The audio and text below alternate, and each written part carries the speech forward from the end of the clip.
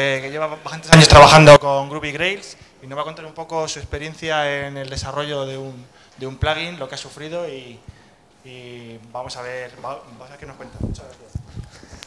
Gracias, Alberto. Bueno, lo primero me gustaría establecer expectativas porque estaba pensando en la charla de... Ya empezamos, un segundito. Estaba pensando en la charla de Guillem, cuántos de los conceptos son conocidos o asumidos o cuánta gente hace Java en Groovy, por decirlo así, y no está usando muchas de las cosas que tenemos, ya no solo dinámica básica, sino muchísimas de las cosas por debajo, AST, es decir, han mencionado muchísimas cosas que nos da la plataforma de Groovy y Grails por encima, que no tengo muy claro hasta qué punto conocemos o no. Yo os cuento los objetivos que yo tenía para la charla y como los principios de Groucho Marx, pues los podemos cambiar si es necesario, ¿vale?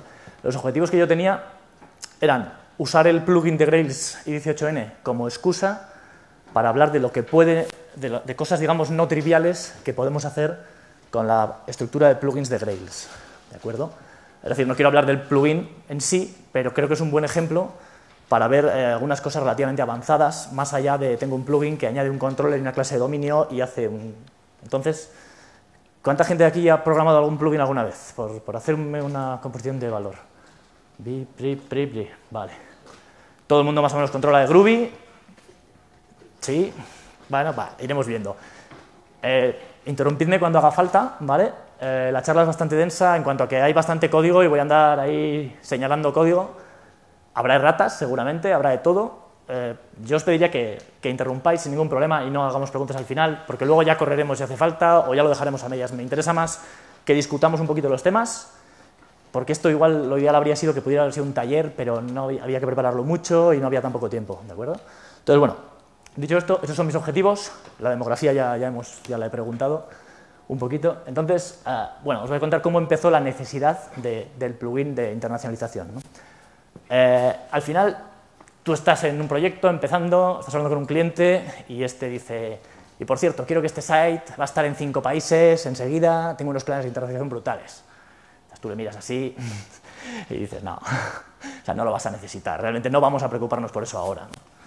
Pero claro, el plan de dominación mundial pues estaba ahí, ¿no? Y decía, no, pero yo no hago un proyecto, yo quiero ir a muchos países. Y claro, yo personalmente hace 2 años y pico, 3 años, decía que no, vamos a hacer algo sencillo, que ya lo cambiaremos después, ¿de acuerdo?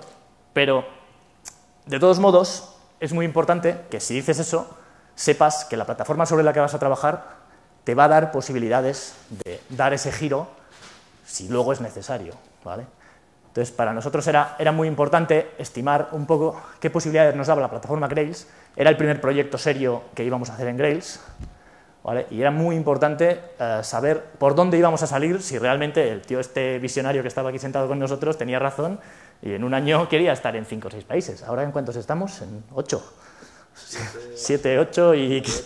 ¿Vale? Es decir, acertó por una vez, ¿vale? Entonces, ahí tienes que saber que hacia dónde vas puede funcionar. Entonces, veíamos, había miles de contenidos, era muy importante luego localizar en cada idioma, el rendimiento siempre es una preocupación y a mí me preocupaba muchísimo el impacto en desarrollo, ¿vale?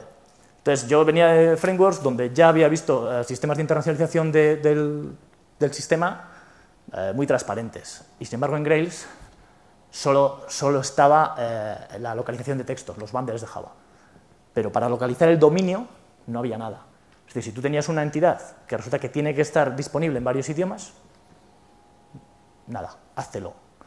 Entonces, claro, en ese momento del desarrollo, iniciar con un... Bueno, vamos a ir pensando en internacionalización desde el principio, cuando estás en una fase en la que lo que quieres es prototipos rápidos, ir saliendo, no parecía lo más adecuado, ¿vale? Entonces ahí había otros frameworks que tenían soluciones, o sea, frameworks menos glamurosos quizá en su día. Bueno, esta es la imagen nueva de Symfony, la antigua, ¿vale? Que ya ofrecían soluciones para eso. Por ejemplo, Symfony tenía el Behavior i18n, que es muy descriptivo. Bueno, esto, no sé si alguien conoce PHP y Symfony, pero Symfony, para describir los esquemas de base de datos, hace esto, ¿de acuerdo? Es la entidad tipo envío, la tabla es esta, es decir, algo muy parecido a lo que hacemos nosotros con unos pocos statics y unas descripciones en una clase de GORM, ¿vale? Pues ellos lo hacen así, describen la estructura. Y había un behavior añadible, i18n, que yo ya había usado en proyectos, que dice, por cierto, estos campos van a estar internacionalizados, van a poder estar en varios idiomas. Y tú simplemente ponías eso y el sistema luego perdón por el PHP, creo que nadie me... El sistema luego decía, bueno, si tú estás creando una nueva clase de este tipo, de esta categoría, y pones el name, el nombre estará en lo que ellos llaman la cultura actual, la cultura de la sesión o del usuario, ¿vale? Esa cultura es, digamos, el locale, el lenguaje y el país, ¿de acuerdo? Y en un momento dado, si tú querías cambiar, decías, oye, por cierto, que en mitad de este proceso decido que ahora quiero trabajar sobre este mismo objeto, pero en francés. Tú haces esto y este establece el nombre en francés, internamente, manteniendo, lógicamente, el nombre original. Y este lo devuelve, pero en francés. Es decir, en cierta manera, te paraliza esa información y te lo hace transparente, ¿vale? Para el programador es muy cómodo, está integrado con todo lo que es la estrategia de usuarios, ¿sí? Ah, perdón, ha habido un eco. Y se hace bastante transparente. Entonces, en Grails, para mí, sorprendente. O sea, no podía entender que con todo lo que teníamos no tuviéramos eso. ¿De acuerdo? Entonces, claro, el plugin es este, ¿vale? Guille, ¿vale? Guille está ahí, sentado, y luego hablaré de él. Y la idea es que de una manera muy sencilla, inspirado en la forma en que el Symfony lo había hecho, pues pudiéramos hacer lo mismo, porque realmente era una forma muy descriptiva. Para mí, dada una clase súper sencilla, teórica, que es esta, ¿vale? Una clase de dominio, lo ideal era poder decir esto y olvidarme. Es decir, y que el sistema se encargue, y que los datos estén donde tengan que estar, y que yo siga programando con una clase sencilla, ¿vale? Pero que la infraestructura se encargue de decidir en qué idioma estoy trabajando en cada momento y dé la información adecuada, ¿vale? Es decir, internamente, que haya algo así como que esos getters y setters falsos, digamos, que el sistema establece, realmente dentro hagan el trabajo sucio de alguna manera, no sabemos muy bien cuál, los campos originales desaparezcan, pero para nosotros siga siendo igual, ¿de acuerdo? Esto no es código real, esto es simplemente lo que se quería emular. De manera que luego, si estoy en un GSP y yo quiero decir el nombre del evento, pues que salga el nombre del evento, y si el nombre del evento se ha traducido a idiomas, que el sistema sepa cuál es el idioma y cuál debe mostrar en ese momento. Y lo mismo para los mantenimientos, y bueno, se complica cuando llegamos a jobs, batch, otras capas del sistema, ¿de acuerdo? Pero esa era la idea. ¿Sí? ¿Seguimos? ¿Está ahí el problema? Entonces, claro, la pregunta era, bueno, PHP lo tenía preparado, yo no sabía entonces hasta qué punto Grails tenía la solución para esto, que realmente la tenía porque es Spring. Entonces, realmente tenemos en Spring el locale establecido, ¿vale? Realmente es un thread local que va desde el request hasta el fin de cada petición y que establece el locale en base a filtros en la capa superior. Con lo que realmente teníamos el lenguaje del usuario en cada momento, solo necesitábamos que el sistema lo supiera utilizar por debajo, ¿vale? Con lo que en la práctica el código ese falso se convertiría en algo así, ¿vale?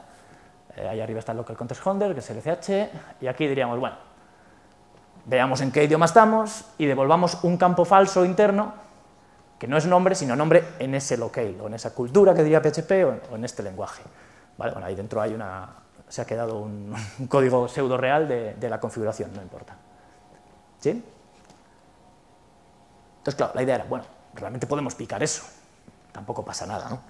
Tampoco es estrictamente necesario el plugin, pero el problema, como siempre, suele ser la escala. Y es que esto es código real, de descripción de constraints cuando empiezas a añadir idiomas. Porque claro, por ejemplo, las constraints las tienes que arrastrar. Si tú dices hago un código, vale, pero las constraints, si el idioma es obligatorio, tendré que ponerle las constraints. Bueno, ya no la obligatoriedad, que viene de por sí, pero sí el tamaño, por ejemplo. Con lo que empezaba a tener cosas como esta, o como esta, ¿vale? Claro, cada campo de texto que tengas y que deba ser localizado, y resultó que en nuestro caso, en este proyecto, contra todas mis expectativas iniciales, eran muchos, pues, por todo el tema de SEO adecuado a idioma, tal cual, esto no era viable ni mantenible, ¿vale? Entre los objetivos que teníamos estaba limitar el impacto en desarrollo y ese se iba al carajo. Recuerdo que en el Sprinio el año pasado hablé de este plugin por encima, con una charla que dimos Elo y yo, y luego David me dijo, a ver, no estamos usando ese plugin. Y dije, estamos usando la versión expandida del plugin, es decir, el código internamente hace eso, pero tenemos esto que hay que quitarlo, hay que subir de versión y ya está, usar el plugin del todo, ¿eh? Entonces, en ese momento es cuando dices, bueno, pues ya, sí, ya he mirado, ya hay agua, ya sé resolverlo, ¿vale? Pero ahora necesito hacer esto óptimo, ¿vale? Ahora necesito que de aquí saltar y hacer el plugin de verdad y que el plugin haga la magia por debajo, que al fin y al cabo es a lo que nos acostumbra Grails, a tener algo que con cierta seguridad nos hace parte del trabajo y que pudiéramos avanzar, ¿vale? En este momento voy a hacer una breve introducción a cómo funcionan los plugins, que por eso he preguntado al principio, no sé hasta qué punto sabéis un poco cuál es la estructura, si, no sé, claro, es difícil preguntar a un grupo de personas, en plan, si os aburrís, decidlo y pasamos adelante. Entonces, bueno, yo voy a empezar, ¿vale? Realmente un plugin es una microaplicación en Grails, sigue la filosofía que siguen otros muchos frameworks, yo que sé, Rails se parece mucho también, la estructura de plugins que tiene. Y al final, ¿qué tiene? Pues tiene su propia descripción de artefactos, una clase base, que mucha gente ni encuentra en los IDEs, muchas veces, porque como no está en donde estamos acostumbrados a buscar código en un proyecto Grails, es como que no encuentro dónde se hace esto, y no, en la clase de plugin que está ahí en la raíz, ¿vale? Y luego aporta sus controllers, aporta sus servicios, aporta sus tag libs, sus clases de dominio, todo, realmente. Entonces, con esto es muy fácil hacer digamos, silos de funcionalidad, ¿vale? O funcionalidades verticales. Yo que sé, un ejemplo, el plugin de PayPal. Tú tienes una web y dices, me quiero integrar con PayPal. Y dices, vale, pues añado el plugin de PayPal y eso crea un controller, crea un servicio, crea un filtro y tú dices, bueno, cuando te mando aquí, te manda PayPal y este controller es capaz de, cuando vuelva de PayPal, registrar la información en las tablas propias, tal cual, y te lleva a la contabilidad de los pagos y te dice si están confirmados o no. Y bueno, es decir, en cierta manera, a nuestra aplicación le hemos añadido un lateral que funciona igual, pero que viene empaquetado y que nos da unas nuevas funcionalidades, ¿de acuerdo? Pero aparte de esto, que es importante, ¿vale? Y que está muy bien para... incluso hay aplicaciones que se estructuran alrededor de plugins, es decir, es una forma también de estructurar tu arquitectura de aplicación. Si ves que hay componentes verticales claros, puedes separarlos en plugins cuando esos componentes sean más o menos reutilizables y funcionan de manera combinada sin problemas, ¿vale? Pero aparte de esto, los plugins dan acceso a un par de puertas del sistema que curiosamente, a la que curiosamente Grails no nos da acceso de por sí, ¿vale? Por ejemplo, nos deja acceder al contexto de aplicación de Spring en el momento inicial, cosa que veremos en ocasiones, lo veremos más adelante, es bastante interesante y bastante necesario. Nos deja incluir un DSL, digamos, de definición de bins de Spring en el momento, con cada plugin también. Nos deja directamente añadir métodos dinámicos a las clases del sistema en general. Algo que en teoría Groovy nos deja de por sí, pero que con Grails no podemos hacer directamente, digamos que por naturaleza de la propia arquitectura, ¿vale? Pero tenemos en todo plugin, tienes la posibilidad de este closure, do with dynamic methods, que lo que te permite es, yo que sé, en este ejemplo, que es ejemplo del libro, vamos, lo que está haciendo es añadir el método swapCase a la clase string. Es el punto en el que los plugins deben o el punto al que los plugins deben limitar las modificaciones que hagan sobre los metaclases del sistema. Es decir, si tú quieres añadir que tu plugin es muy sencillo y lo único que hace es añade al string este swapCase. Con lo que si tú estás en una aplicación Grails y quieres tener eso, haces install plugin, sample plugin o como se llame, y te lo baja, te lo instala y a partir de ese momento tu aplicación disfruta de las maravillas de tener un método swapCase en la clase string, ¿vale? Algo que Groovy de por sí en base, insisto, ya hace, pero él es la forma de incorporarlo.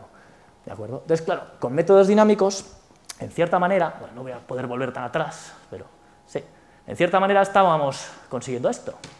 Es decir, bueno, pues hago un plugin que genere los métodos dinámicos que se encargan de hacer la magia que yo necesito. ¿De acuerdo? A ver, sigo, perdonad, que ir adelante y atrás es...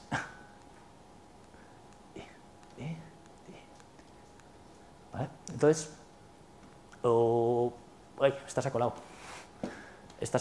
Bueno, esta es otra de las cosas que hablábamos antes. Mira, esto vendría igual al hilo de lo que comentaba Guillem antes. Guillem ha centrado mucho la charla, por eso he dudado sobre el ámbito de la audiencia y de su charla, ¿no? Porque ha empezado con DSLs, con mejoras para DSLs, y digo, claro, ¿cuánta gente ha hecho algún DSL en algún momento en un proyecto? Vale, poca gente. O sea, es una funcionalidad cojonuda, pero que no siempre necesitas. Y que además hay que hacer con... Entonces, claro, yo ahí me he sorprendido, ¿no? Por ejemplo, este es un DSL que hay en uno de nuestros proyectos también, que es otro plugin, que permite definir un workflow dentro de una clase de entidad, ¿vale? Me acuerdo que se lo enseñé a Alberto el año pasado también y estuvimos discutiendo cómo era, pero al final lo que hace es una especie de máquina de estados asociada a una entidad. Lo defines ahí, puedes poner el código de las llamadas aquí y te olvidas de determinadas cosas.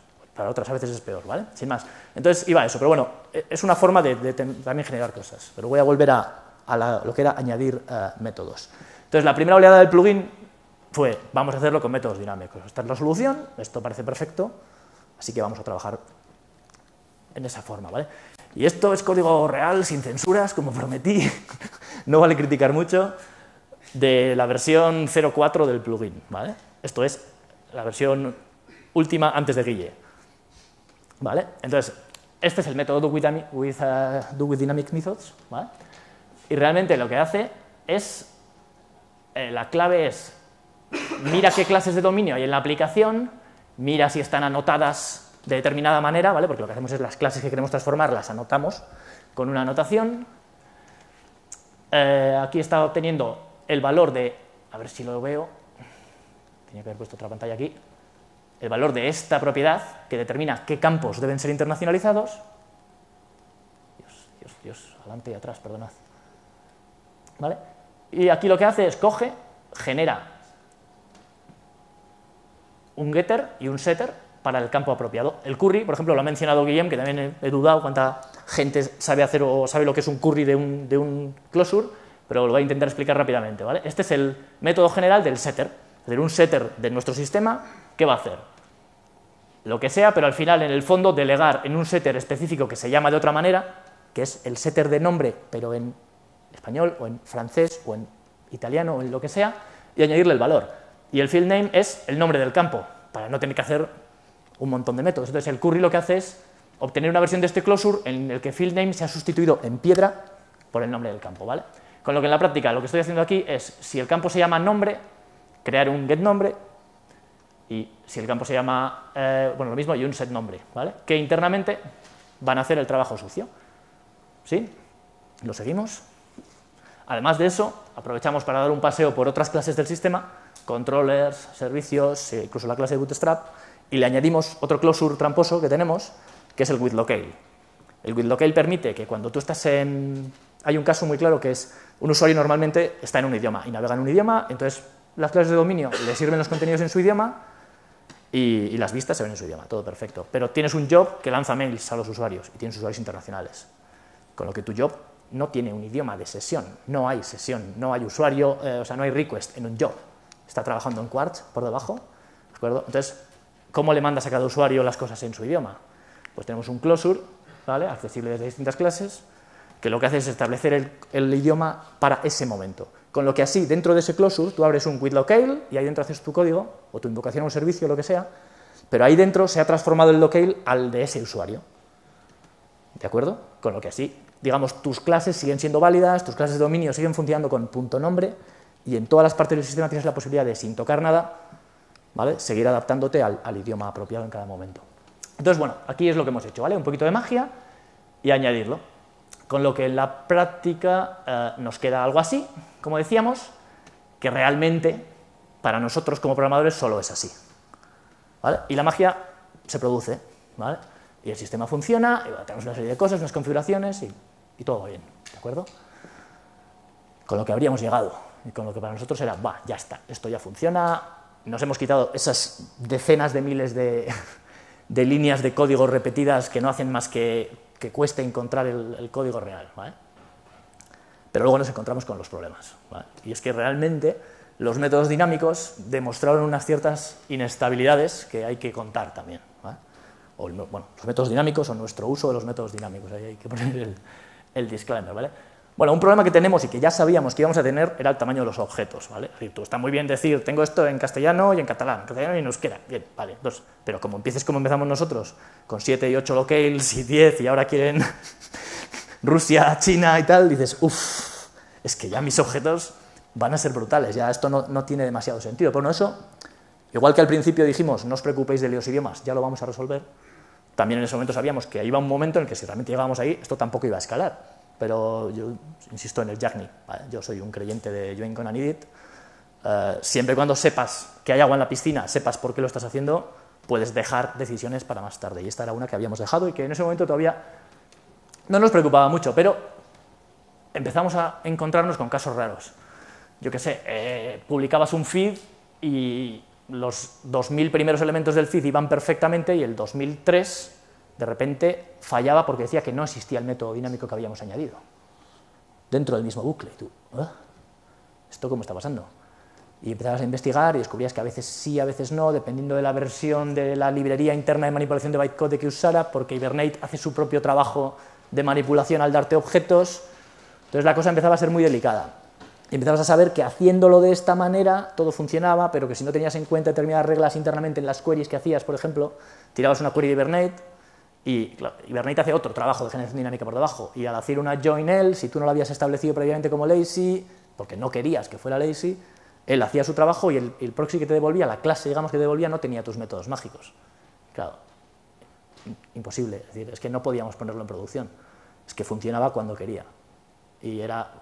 o nos obligaba a de nuevo cambiar, en esta ocasión no los objetos de dominio, sino la forma en que estábamos accediendo a Hibernate, y no porque estuviéramos haciendo mal, sino porque solo funcionaba de una manera, o empezábamos a depender de versiones concretas de la librería. Esta versión de la librería arregló este bug, entonces las arenas empezaron a ser bastante movedizas, ¿vale? Con lo que nuestro gozo era un pozo, ¿vale? Y realmente la versión no escalaba, funcionaba, se podía usar, pero para nosotros no era escalable. Y tuvimos que desechar esta forma tan bonita y bastante sencilla de trabajar, ¿de acuerdo? Con lo que llegamos a lo que es la segunda ola. Joder, estoy durmiendo ya. ¿Alguien tiene preguntas hasta ahora? ¿Algo? No sé ni cómo voy de tiempo, si voy rápido, lento. Que igual yo hablo muy rápido y si no me cortáis podemos tener un problema, ¿eh? ¿Cómo vamos? Bueno. Rápido voy, ¿eh? Os advierto. Entonces, la segunda ola... También se ha hablado un poco, tanto Álvaro lo ha mencionado, como Guillem, ¿no? Me gusta porque implica que empiezan a ser cosas más habituales y más conocidas, yo creo que es importante. Se basa en transformaciones AST, ¿vale? ¿Sabemos lo que es una transformación AST? ¿Lo explico? Vale. AST es Abstract Syntax Tree, ¿vale? Es el árbol abstracto de sintaxis, por así decirlo, y es la estructura de un programa, ¿vale? En un compilador... Los que hayan estudiado compiladores y los locos como yo a los que les encantaba esa asignatura, ¿vale? Pues el AST es, tú tienes un código que realmente tiene una estructura, pero es texto, ¿vale? Pero el compilador pasa, coge los tokens, ve la gramática e internamente crea una estructura, un árbol, ¿vale? Que es ese código, ¿vale? Y ese código es lo que luego se va a usar para generar el bytecode, o el assembler si estás haciendo otra cosa, ¿vale? Pero realmente es eso, es esa estructura. Por ejemplo, es lo que usa Eclipse internamente para saber qué darte en cada momento para rellenar, qué métodos hay, qué métodos no hay, ¿vale? Para enseñarte la estructura, para enseñarte el navegador ese de clases tan bonito que vemos, ¿vale? Es decir, se basa en eso, esa es la información interna de cómo es tu código, ¿de acuerdo? Y una transformación a AST es una perversión. Es, yo tengo un código, pero tengo otro código que modifica mi código. Y que si aquí tengo un método A y aquí un método B, resulta que mi código decide que ahora B no existe y A se llama B y además existe C. Entonces, en ese sentido es metaprogramación en el sentido más radical. Es, ten tu código, que no te preocupes, que yo voy a lanzar algo que lo va a modificar. ¿Alguien? Es que ahora está menos de moda, pero AOP, aspectos, ¿sí? Seguro que hemos leído de ello hace unos años por lo menos y algunos habrán hecho cosas. Era una forma de implementar los aspectos, eran las transformaciones AST. Es decir, el aspecto clásico era el del logger, que te decían en todos los ejemplos. Es decir, yo quiero que todos los métodos, sin tener que poner yo if log info enable, quiero log info tal, como decía Guillem antes, quiero que todos los métodos de por sí tengan la posibilidad de lanzar el log si yo lo quiero. Hacías una descripción de qué tipo de métodos, de qué manera querías identificarlos y el sistema lo metía. Tú no lo veías, pero eso estaba por ahí debajo. ¿De acuerdo? Igual que la inyección del log que nos hablaba antes y tal. Entonces, una transformación AST sirve para eso. En nuestro caso, ¿para qué la íbamos a usar? Pues como los métodos dinámicos no se nos demostraban suficientemente fiables, la íbamos a usar para crear físicamente en la clase, en el bytecode, esos métodos. ¿De acuerdo? Con lo que es esa lógica que hasta ahora era muy fácil y muy legible, pues se iba a complicar un poquito más. No sé si tengo código por aquí de eso. Creo que no. Uy, he quitado la sorpresa, mierda. ¿Vale? ¿Problema? Pues que es una tecnología más en evolución. Por ejemplo, las transformaciones hasta hace menos de un año había que hacerlas en Java. Y no es que Java esté mal, pero es que es muy verboso, como pudieron comprobar algunos pobres infelices que intentaron cambiar el código. ¿Vale? Y hay transformaciones que haces en Groovy, pero por ejemplo el Eclipse, no sé la última versión, pero la anterior, no le gusta que le cambies con transformaciones el código que él está enseñándote. si lo haces en Groovy. Si lo haces en Java, sabe entenderlo. Entonces, digamos que pisas muchas ranas que hay por ahí croando en el suelo y dices, hostia, espera, tengo que tener cuidado, ¿vale? Porque no es una tecnología muy estable en ese momento. Va evolucionando muy rápido, ¿vale? Groovy está acelerando, como habéis visto también en la charla, y está dándole un soporte mucho más maduro a todo esto. Y luego el plugin es más complejo, ¿vale? El plugin antes era prácticamente lo que habéis visto. Y luego, digamos que necesitas un visitor que recorre el código, que recorre la estructura interna del código, que es ese AST, que va mirando cosas, que dice aquí añado un método, que tiene una expresión, o sea, se hace bastante más complicado. Pero parecía la solución a nuestro problema, ¿de acuerdo? Entonces, realidad, los campos y los métodos ya no se generan en el arranque del plugin, sino que se generan en tiempo de compilación y la consistencia está asegurada. Es decir, ya, es que es nuestra clase, es que es como si hubiéramos escrito el código, la única diferencia es que no lo hemos escrito. ¿De acuerdo? Con lo que en la práctica toda esta morralla, efectivamente ahora es esto, pero físicamente están las constraints, físicamente están los métodos. Si tú abres con un decompilador, ¿vale? Te miras el código que te ha generado en un proyecto nuestro cualquiera que tenga este plugin, y tú ves tu código, y tu código es así. Pero si coges el decompilador y miras qué métodos tiene, descubres que tiene un montón de getters, ¿vale? Y que tiene propiedades, y que tiene campos, y que el static constraints es muchísimo más grande de lo que tú pensabas que era, ¿vale? Porque el código existe. Y esa diferencia entre lo dinámico y lo físico, vamos a decir, ¿vale? Es clave para el funcionamiento de esto. Y aquí es cuando aparece este hombre, ¿vale? Aquí, Guillermo. Y coge el código y dice, oye, y tal, he visto tu plugin, mola, qué buena idea, pero, joder, es que no me entero de nada, así, literalmente. Yo, no me extraña, la verdad, porque es un infierno. Entonces, lo estoy reescribiendo haciendo TDD. Y yo pensaba, este hombre está chalado, bueno, pues nada, hombre, cada uno tiene sus aficiones, tú haz lo que quieras y tal. No, oye, echad un vistazo al código, de verdad, yo os lo recomiendo ahora mismo, ¿vale? Y os lo recomiendo porque puedo decirlo, porque ya no es mi código, o sea, es la idea original, cambiada completamente, escrita con una demostración de cómo se puede testear en Grails flipante y con una estructura digna de ver, ¿vale? Entonces yo ahí os diría que si tenéis interés en un poco de TDD en Grails y tal, aparte de convencer a ese tío para que nos dé alguna charla, echéis un vistazo al código porque yo creo que merece la pena, ¿vale? Pasó un montón de tests que eran de integración, los pasó a unitarios, con lo que el sistema es muchísimo más fácil de mantener. Si alguien tiene curiosidad y quiere tocar, pues el código está ahí, adelante, probadlo y hacer cosas, ¿vale? Pero bueno, ahí es donde quedamos. Entonces, seguíamos teniendo algunos problemas, ¿vale? Que eran el tamaño de los objetos, por ejemplo. Y el tamaño de los objetos en nuestro sistema ya está siendo un problema, ¿vale? Porque ya habéis visto la cantidad de campos y de idiomas y de locales en paralelo que tenemos. Y no solo ese objeto, claro, hay un montón de objetos que realmente tienen experiencia de usuario localizada. Con lo que nuestro sistema, no sé cuántos miles de elementos tiene ahora mismo internos, pero una salvajada, quiero decir, es que al final, en cuanto entras en un sitio como Brasil y empiezas a hacer un directorio de eventos de Brasil, pues es que Brasil es muy grande. Entonces la cosa empieza a crecer mucho y la idea es que crezca más. Con lo que nuestra amiga la máquina virtual empieza a decir, oye, espera, que tengo problemas para gestionar esta cantidad de memoria asignada a objetos, que el garbage collector empieza a llevar mucho tiempo, y realmente es que esta estructura que hicimos no era óptima para nada para estar en muchos objetos. Symfony, lo que os he comentado al principio, no lo hace así. Symfony lo que hace es crea una tabla accesoria por cada tabla que internacionalizas, y en esa tabla accesoria guarda los literales de esa tabla.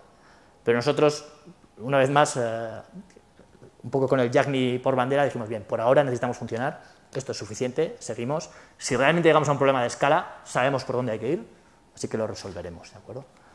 Entonces, perdonad que vuelvo. Entonces, la tercera ola, estamos ahora en ella, y es la externalización, ¿vale? La externalización tiene muchos más problemas de lo que parece, porque claro, hay que mantener tu entidad, que lo hace Hibernate por debajo, lo hace Gorm, y nosotros no tocamos nada. Ahora hay que encargarse de que unos literales, que antes estaban en campos y era mágico y fácil, se mantengan adecuadamente en una entidad paralela o en varias entidades paralelas. ¿Seguís? ¿Vale? Es decir, cuando tú haces un haces un get del evento 1 y le cambias el nombre y dices set nombre igual a nombre cambiado, save. Antes se guardaba el objeto, fin, los campos existían, es que no teníamos que hacer nada, pero ahora, de alguna manera, tienes que interceptar que el sistema ha hecho save, ¿vale? Y tienes que coger los literales que han cambiado y llevártelos a la tabla asociada de literales. Y claro, parece una chorrada, pero la cosa se complica bastante. Porque, primera esto, ¿cómo interceptaríais? ¿Alguien sabe cómo interceptaríamos el save en una clase de dominio? Venga, va, animación. ¿Con un? Before save. en la clase de dominio, poniéndolo arriba, ¿no? Con lo que en la práctica estamos viéndonos obligados a tocar nuestra sacrosanta clase que parece que no está internacionalizada, ¿no? Y tenemos que ponerle ahí un before save o... Podrías intentar meterlo en el AST, exacto, pero hay una cosa que también se permite, y por eso he hablado antes de la application context, que es, Javi, ¿a ti se te ocurre cómo?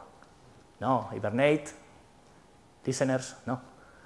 Ya, bueno, en Spring tú puedes declarar listeners y tú puedes decirle a Hibernate que te notifique las operaciones que se produzcan sobre objetos de entidad.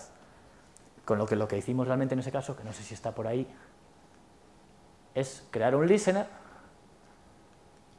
y registrar en el plugin ese listener con el sistema. Con lo que con ese codiguito morrayero, bueno, y con la de aquí abajo, pero lo esencial es aquí arriba, le dices a Hibernate que en el post-delete, el delete y en el save or update te notifique que ha habido un cambio.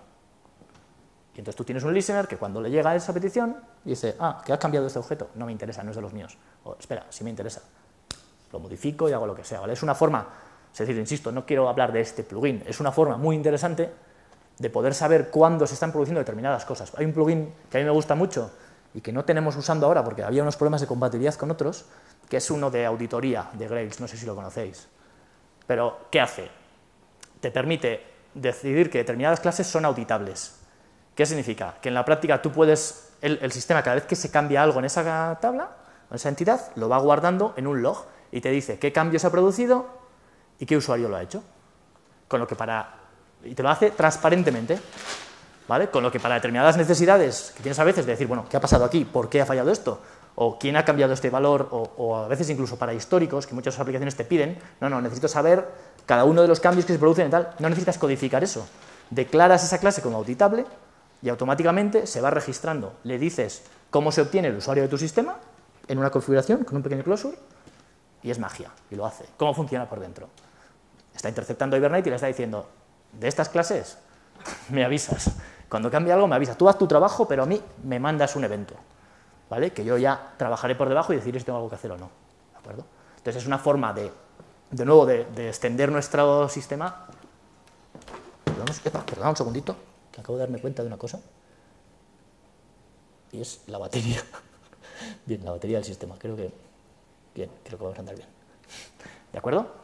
¿Me seguís con este tema del listener? ¿Os estoy metiendo demasiado en las profundidades ya? Miedo me doy. Bueno. Vaya, perdón. Me equivoqué el botón. ¿De acuerdo? Entonces, en la práctica, esta tercera ola, esta externalización, lo que nos supone es que como ya tenemos un tamaño fuera de lo normal, como nos está sufriendo problemas de muchos tipos, y además el almacenamiento es ineficiente, y explico por qué en este caso concreto, pero en otros casos será distinto. En nuestro caso, el caso de uso real de la visualización de un evento o de una clase localizada, el usuario entra y lo ve en su idioma, y el resto de campos se la soplan, ¿sí? Dicho en lengua cervantina, ¿vale? Es decir, ¿dónde es necesario ver todos los idiomas de un objeto localizado? Por ejemplo, hombre, en un back office, ¿vale? Pero ¿qué número de accesos hay en un back office de mantenimiento respecto al número de accesos reales de la aplicación? Desequilibrado. Con lo que en la práctica nos estamos llevando un montón de información por el sistema volando que no se usa casi nunca, ¿vale? El hecho de separarla nos permite optimizar en ese sentido, nos permite estrategias de caché más adecuadas, nos permite que nuestras estrategias de caché de los datos del sistema vayan asociadas a estrategias de caché de los literales, con lo que si resulta que estos eventos solo entran tíos que lo leen en francés, pues realmente los literales cacheados en el sistema solo son los de francés, y el sistema es mucho más ligero, ¿vale? Es decir, para nuestro caso era importante, pero, como decía, bueno, esto es otra.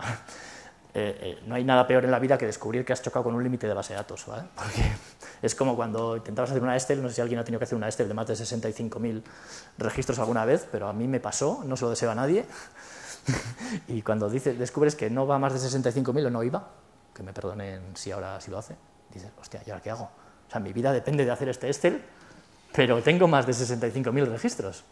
Se acabó. Trocéala, ¿cómo troceo una Excel? Hazlo de otra manera.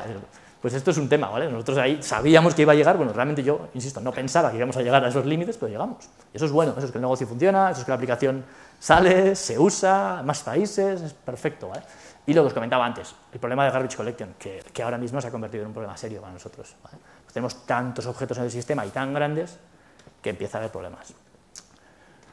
A lo que iba es, os he explicado antes esto y ahora ya os he explicado un poco pues, lo sencillo que es hacer un listener, que implementando un par de interfaces de listener y haciendo un par de cositas, en este caso simplemente miramos y decimos, y si esa clase resulta que tiene esta propiedad, que es la que marca, que es una de las nuestras, por decirlo así, ¿vale? Se podría hacer mirando anotaciones, se podría hacer de otras maneras, pues en este caso solo estamos llamando a un helper, ¿vale? Como digo, también esto es código en desarrollo, porque tenemos otras cosas aquí interesantes, que es hasta qué punto la transacción debe extenderse desde la operación que Hibernate inicia en la clase de dominio hasta nuestras tablas, hasta qué punto es necesario o no. En unos casos que extiendas Hibernate puedes necesitar esa, digamos, unificación de transaccionalidad y en otros casos no.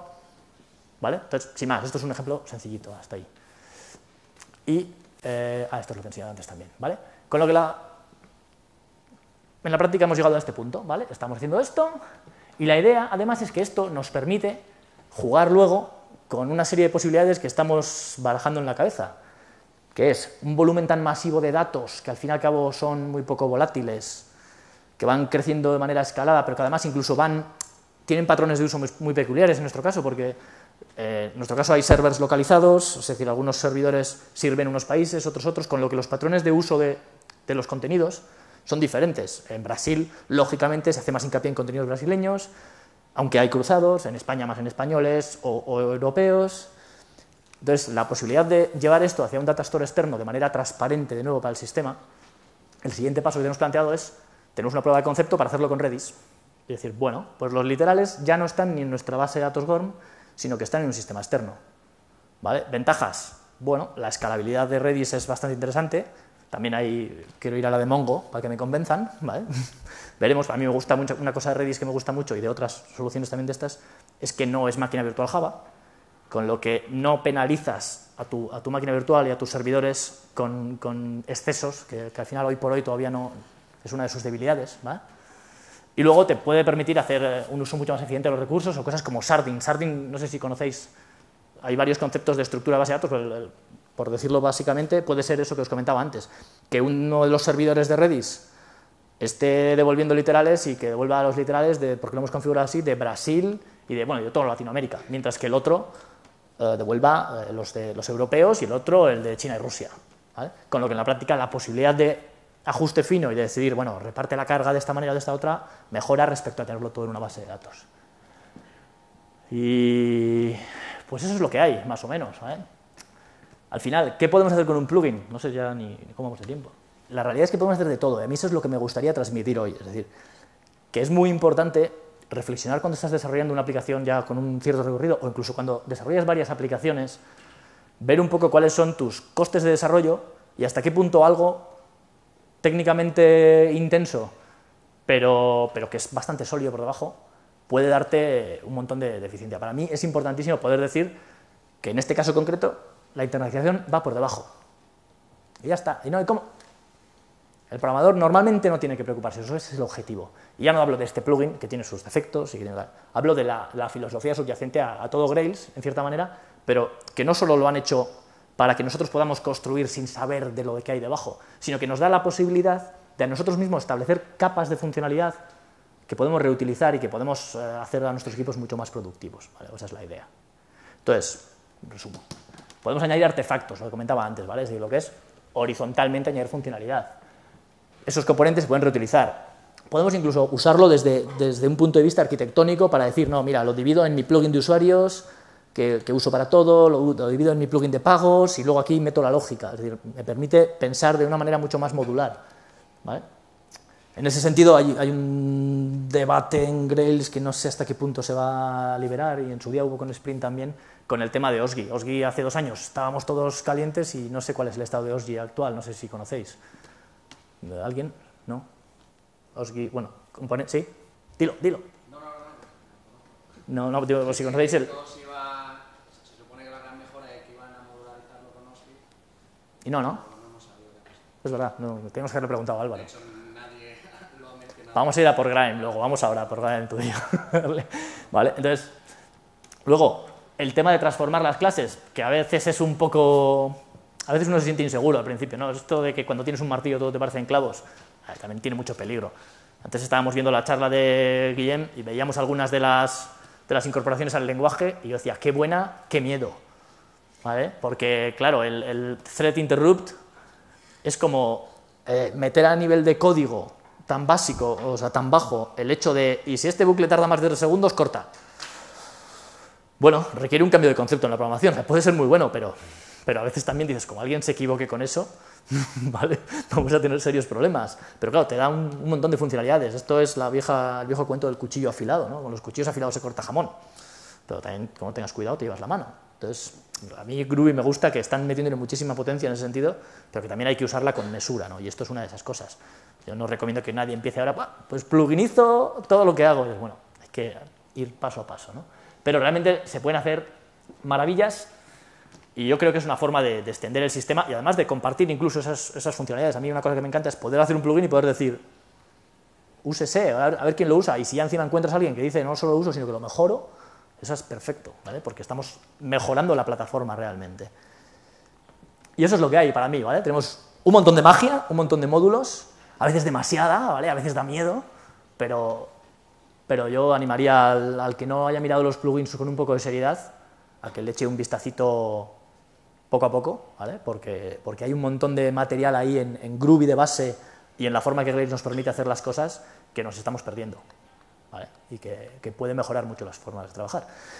Y eso es lo que tenía que decir. No sé si me sobra tiempo, hablo muy rápido, no me cortáis, seguro que me sobra tiempo. Bueno, por ahí. ¿Alguien tiene preguntas? Venga, sí. Un par de cuestiones sobre el plugin, concretamente. Lo primero, ¿se puede, sobre un proyecto funcionando en producción, meterlo? Sí. ¿Y no va a pasar nada raro? Suelo decir, llámame si pasa, pero... no debería, ¿vale? Es decir, técnicamente, ¿qué va a hacer? Vas a instalar el plugin y la siguiente vez que compiles tus clases va a mirar si has puesto esa anotación y ese campo static que determina que, bueno, hay unas configuraciones y tal. La página del plugin sí. Guillermo, respondes. Yo sí que he encontrado una pequeña... no es un problema, pero Sí. si utilizas el plugin, o sea, si empiezas a utilizar el plugin y tu código testea campos internacionalizados... Claro. Hasta que bueno, tú estás yendo hacia atrás, ya habías internacionalizado y metes el plugin. No. Coges tu aplicación y la internacionalizas. Sí. Se crean campos en tiempo de compilación. Sí. Imagínate que tuvieras ya código de tests previo. Sí.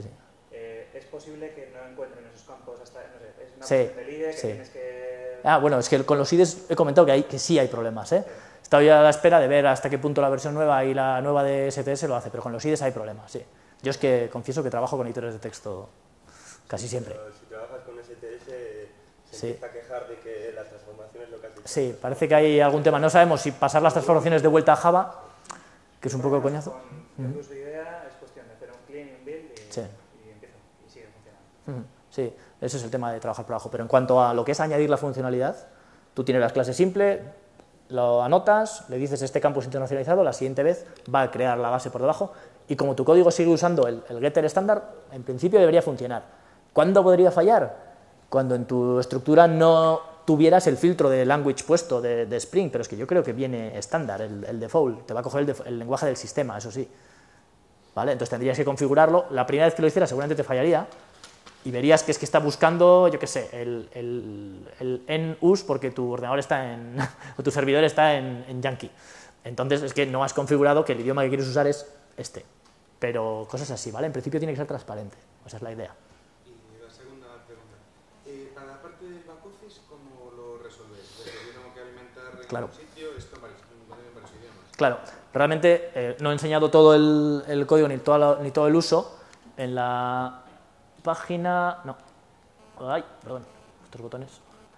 No he puesto aquí la página del... Bueno, habría que verlo, lo podemos ver incluso en la propia home del plugin, creo que se enseña eso, ¿vale? Pero tú tienes acceso a los idiomas que has definido y tienes unos métodos, bueno, puedes hacerlo de dos maneras. La antigua era usar el withLocale para ir cambiando el locale en la generación de los sets, de los saves, por ejemplo, o de los gets. Pero en la nueva, incluso los getters, ¿vale? Y los setters permiten recibir un locale como segundo parámetro, ¿vale? Porque en realidad son getters de un solo parámetro, establece este campo. No tienen más parámetros, con lo que puedes pasarles un locale, con lo que puedes en un backoffice iterar por ejemplo, sobre la colección de idiomas definidos, que la tienes en configuración y puedes acceder a ella en tiempo de ejecución. Digo, itero sobre esto y por cada idioma llama a esto pasando el idioma como segundo parámetro, ¿vale? O como único en un getter. Y ya está. ¿Vale? Esa sería. Pero bueno. ¿Más? ¿Alguna duda filosófica? Venga. Venga. Que queda muy mal irnos pronto. No, pues nada, si no hay más, muchas gracias a todos. Y cualquier cosa...